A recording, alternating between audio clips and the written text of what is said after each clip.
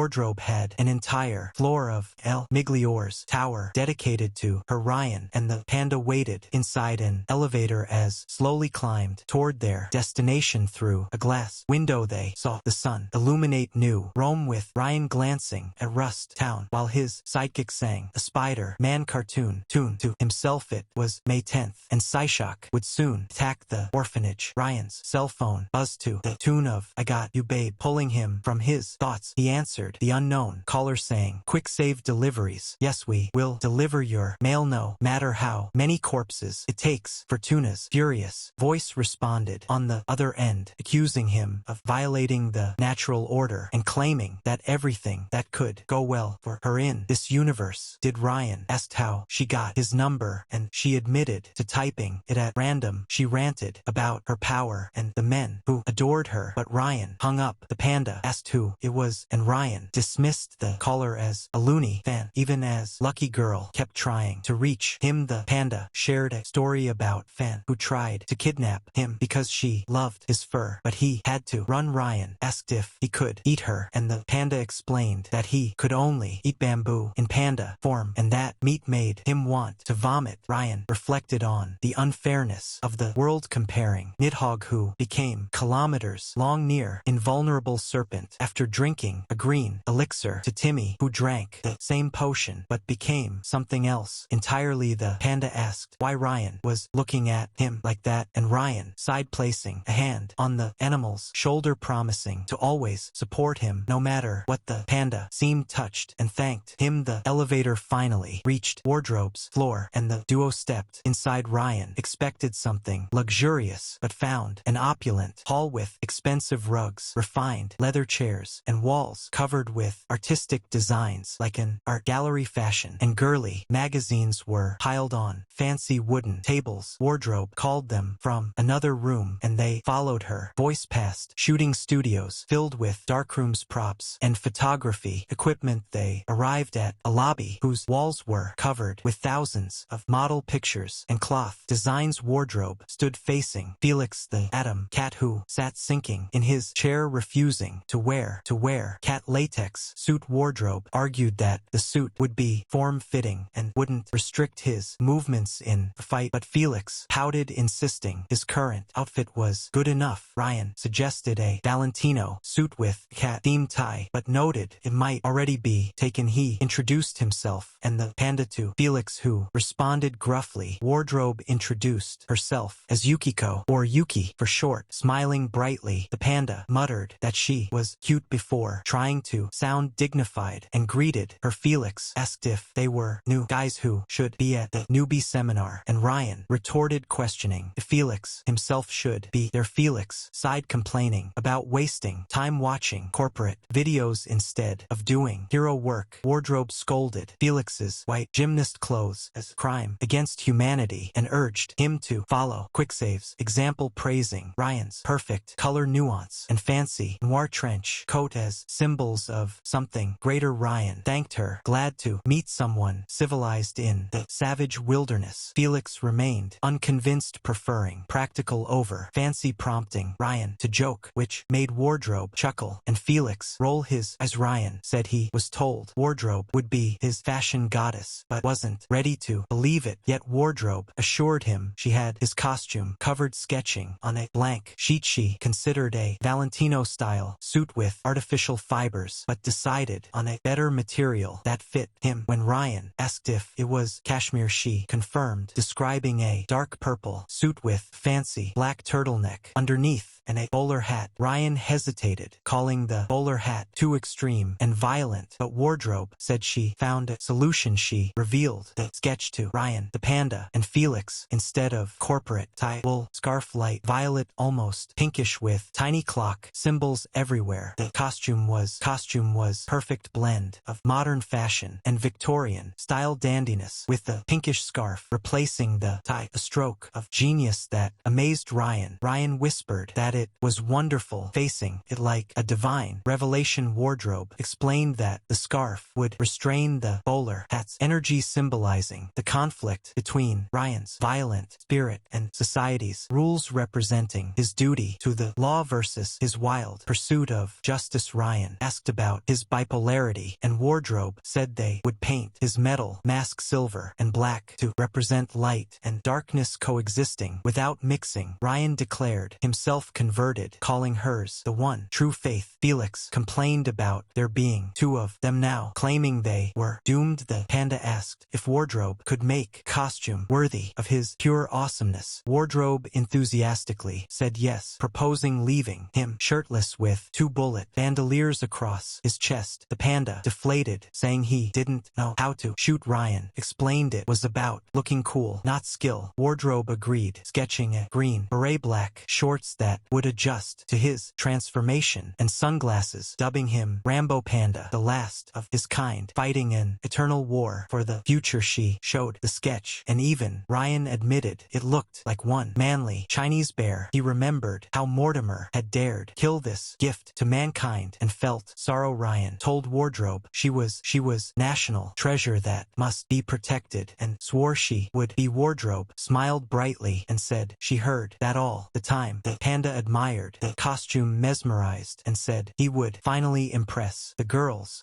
He asked Wardrobe about a panda mobile, to which she replied that the kids' marketing department was already working on it. Wardrobe confirmed that once Ryan validated the costumes, she could make the designs a reality within the hour. Ryan enthusiastically agreed and insisted they patrol Rust Town afterward. Both the panda and Adam Cat questioned the idea of patrolling, especially since they hadn't finished training or attended the seminar. Ryan argued that confronting evil was the real training and that one must face it instead of waiting. The panda pledged his support to Ryan, who patted him on the back before turning to Felix. Ryan invited Felix to join them despite Felix's skepticism and discomfort with Ryan's close approach. Ryan warned Felix about corporate exploitation and brainwashing, which Felix interrupted, acknowledging Ryan's point. Despite his erratic behavior, Wardrobe asked to join as well, and Adam Cat questioned whether she could leave her atelier without authorization. Wardrobe explained she would officially join the Pro League next week and already had a field license, making this her last junior league adventure. Ryan declared it was time to head to the quick save mobile. Hours later, Ryan drove through Rust Town in his new costume with Wardrobe beside him and Adam Cat and the panda in the back seat. Adam Cat commented on the town's ruin and decay, with even the panda appearing intimidated. Wardrobe admitted understanding why juniors were not allowed to patrol there. Ryan asked Wardrobe if she could change into any persona that wasn't copyrighted, fictional or not, and whispered a dangerous name into her ear. Wardrobe confirmed she could wear her apocalypse suit, but warned it was too dangerous unless all was lost, as could destroy the world if worn too long. Felix asked if she could dress like God, which Wardrobe said was somewhat possible but unstable due to varying perceptions of God. She explained that the more defined a persona, the better she mastered it, but she risked becoming the persona if she wore too long. Ryan asked if dressing like Augustus meant thinking like him, and Felix warned Ryan he'd probably become a colossal asshole. Wardrobe described becoming cold and unfeeling when adopting Augustus's persona. Felix inquired about Augustus's invulnerability, and Wardrobe explained she copied the idea people had of characters, not their actual powers, making her insight unreliable. Ryan considered the possibility of testing the limits of his own power through Wardrobe's cosplay. The panda asked if she could cosplay as him, but Ryan explained the panda was the last of his kind. Wardrobe said she couldn't cosplay him because he wasn't famous enough. Ryan asked about himself or cancel the power canceller, but Wardrobe said she could only copy personas ingrained in mankind's collective consciousness and had no idea who cancel was. Adam Cat checked his phone, his mood darkening. Wardrobe asked what was wrong, and Felix revealed it was about his sister and ex-girlfriend, Livia. Ryan asked how he knew her, and Felix confirmed it was Livia. The panda showed interest, asking if Felix still loved her, but Felix said they were over power, and he couldn't compromise anymore after what he'd seen. Ryan sympathized, recalling his own difficult past. Ryan's phone buzzed with multiple messages from Lucky Girl and one from an unknown sender. He didn't check the messages, but read the unknown text. The orange is in the hen house. Startled, Ryan slammed on the brakes, causing everyone to react. From the back seat, the panda complained that Ryan shouldn't text while driving. Ryan apologized and quickly typed a reply to the unknown sender before steering the car back toward the orphanage, his mind racing with questions. He sent only one message where and when. Arriving near the entrance, Ryan pointed out Rust Town's famous orphanage, where the most dangerous creatures in the world were raised in. The wild human children wardrobe chuckled at the exaggeration as she looked through the window, noticing Len waiting with Sarah and another boy, the kids playing with a Labrador. Unlike in the previous loop, the genius had not donned her diving armor, instead wearing brown suit and carrying a water rifle. Ryan argued that these creatures were underestimated, mentioning their habit of eating baby candies and listening to loud music at night. Adam Cat asked why they were there, and Ryan explained that according to his intel, the Meta Gang planned to target the orphanage today to abduct the residents unless they intervened. Wardrobe's face turned pale at the thought of an attack on children, and Felix expressed grim acceptance. The panda enthusiastically promised to save the children and break the villains like bamboo. Ryan teased the panda about his puns as the group exited the car, instantly drawing the children's attention. Little Sarah's eyes widened upon recognizing Wardrobe, who, although less famous than Wyvern, had her